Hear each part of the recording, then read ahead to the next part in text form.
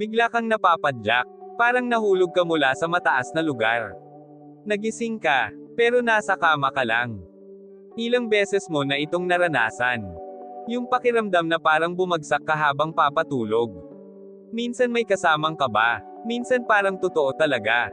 Pero ang tanong, bakit ito nangyayari? Ang tawag dito ay hypnic jerk. Isang biglaang paggalaw ng katawan habang ikaw ay papasok sa tulog. Ayon sa neuroscience, habang ikaw ay inaantok, nagsisimula ng mag-relax ang katawan mo. Bumabagal ang tibok ng puso. Humihina ang paghinga.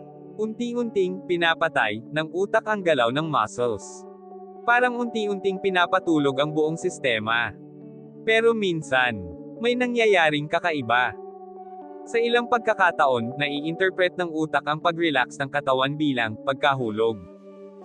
Parang iniisip nito na nawawalan ka ng control. Na baka ikaw ay nasa panganib.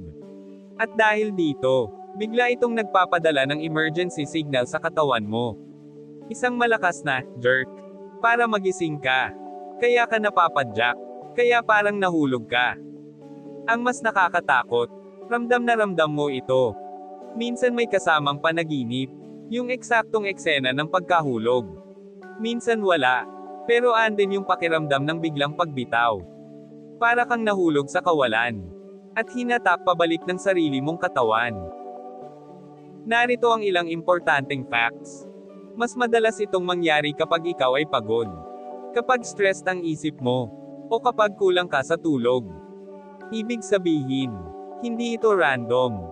Reaksyon ito ng katawan mo sa kondisyon mo. Psychological twist. Sa madaling salita, hindi ka talaga nahulog.